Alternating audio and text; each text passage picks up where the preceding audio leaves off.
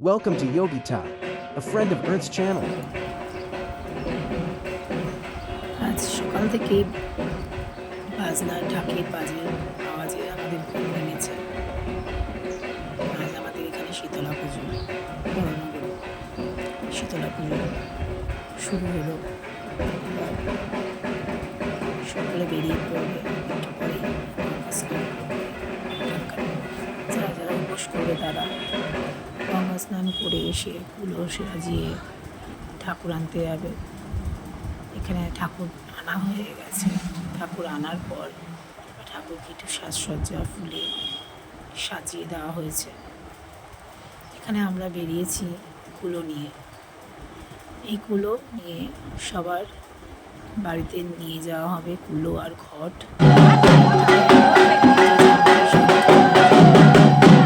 তাকে কুলোকে আপ্যায়ন করবে।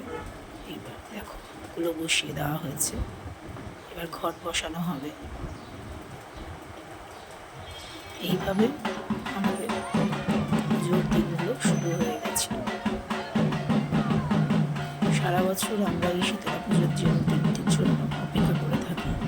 এই দিনটায় আমাদের প্রত্যেকের বাড়ির এখানে আশেপাশে যত বাড়ির মানুষ আছে তাদের সাথে সারা বছরই দেখা সাক্ষাৎ হয় না, মানে সকলে এই পুজোয় একসঙ্গে আমরা মিলিত হই। এই দেখো কুলো নিয়ে আসা হয়েছে, সকলের বাড়ি ঘুরে ঘুরে কুলো চলে এসেছে। এখানে ঠাকুরমশাই পুজোয় বসেছে।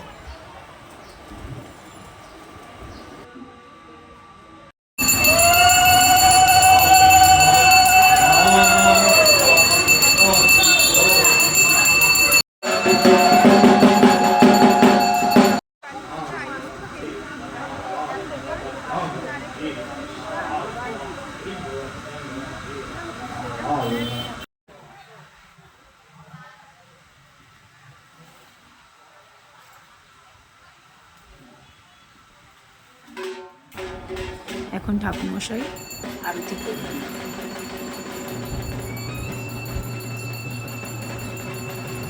পুরো সময়টাই মন্দিরের সামনেই বসেছিলাম। অন্যরকম একটা অনুভূতি হয় এই সময়টায়, খুব ভালো লাগে। সবাই সব বাড়িতে সব আত্মীয় স্বজনরা আসে, সব বাড়ির মেয়েরা যারা যারা বাইরে থাকে তারা প্রত্যেকে এই সময় এখানে পুজোর এখানটায় আসে। এই আরতি, এই পুজোর আচার নিয়ম কানুন পুজো দেখতে খুবই ভালো লাগে। ঢাকের তালে এক পুজোর সময়, দুর্গা পুজোর সময় এরকম ঢাকের আওয়াজে আমাদের ঘুম ভাঙে, আর এই শীতলা পুজোর সময়। চলো দেখো বন্ধুরা,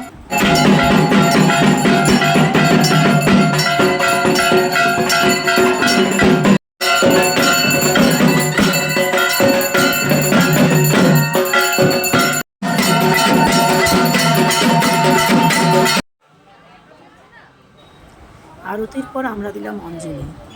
অঞ্জলির পর এবার যজ্ঞ শুরু হচ্ছে। যজ্ঞ হলো,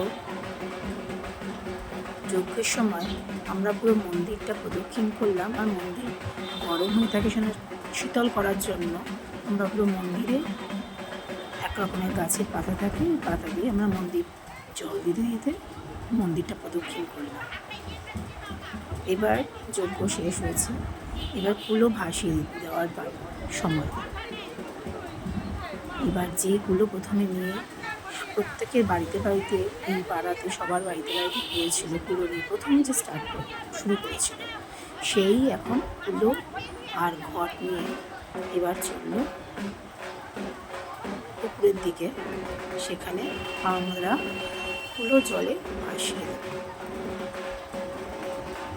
এবার দেখো তোমাদেরকে দেখাই ওই কুলো ভাসানোর সময়টা তোমাদের সঙ্গে আমি শেয়ার করব।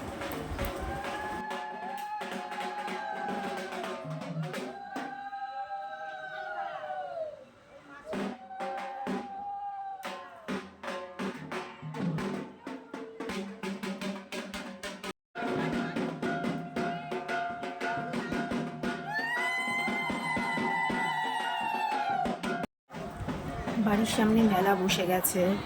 এই মেলার মধ্যে দিয়ে আমরা এগিয়ে চলেছি পুকুরের পাড়ের উদ্দেশ্যে। এই আমরা পুকুর পাড়ে পৌঁছে গেছি। এখানে ফুলো ভাসিয়ে দেওয়া হবে, তারপর সবাই পুকুরে স্নান করে, ডুব দিয়ে স্নান করে আবার রওনা দেব আমাদের বাড়ির মন্দিরের উদ্দেশ্যে। প্রথমে মন্দিরে যাব, তারপর ঘরে যাব। মন্দিরে গেছি, সারাদিন উপোস করার পর চরণামৃত নেব। চরণামৃত নিয়ে তারপর আমরা উপোস ভেঙে তারপর আমরা বাড়িতে যাব। আবার রাতের পুজোর প্রস্তুতি। রাতে আমাদের এখানে শ্যামা পুজো হবে, কালী ঠাকুরের পুজো হবে। ওই কালী ঠাকুরের পুজো আমরা সারা রাত্রি জেগে দেখতে পারি না, কিন্তু ওই ঠাকুর আসার সময়টুকু শুধু জেগে থাকতে পারি। দেখো, তোমরা জানিও তোমাদের ভালো লাগছে কিনা।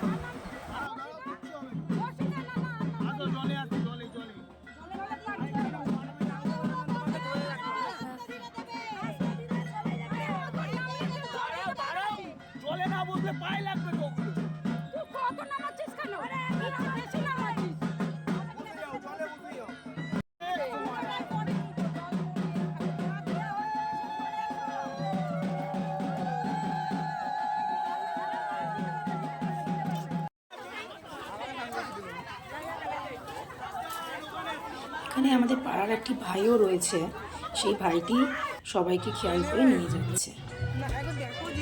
এই যে মেলা, এই যে মেলায় যে আমার ননদ, সবাই মিলে মেলায় বেরিয়েছি।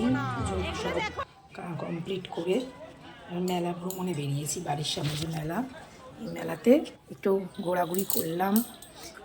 ছেলে, দিদিভাই আর কর্তামশাইকে নিয়ে আমরা একটুখানি মেলাটা ঘুরে তারপর বাড়ি ফিরলাম।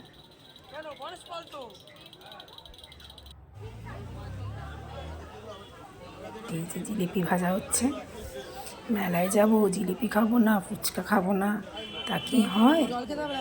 এইগুলোই তো আমাদের লোভনীয় জিনিস। এই যে কাচের ছুরি, লস্যি, মকটেল, টকবক টকবক ঘোড়া, এগুলোই আমাদেরকে বেশ মজা দিচ্ছিল। এই যে দিদিভাই একটুখানি শখ হয়েছে, একটু বন্দুক দিয়ে টিপ করবে, হলো না। এবার রাতের ঠাকুর, রাতে আমাদের মা কালী চলে এসেছে। প্রতি বছরই আমরা মা কালীকে দেখে একটু নমস্কার করলাম, ঠাকুর দর্শন করলাম, করে তারপর আমরা শুতে যাই। সারা রাত্রি জাগতে পারি না, আবার পরের দিন উঠে ঠাকুর দেখতে যাই। তোমাদের কেমন লাগলো আমার ভিডিওটা জানাতে ভুলো না। Thank you, bye by.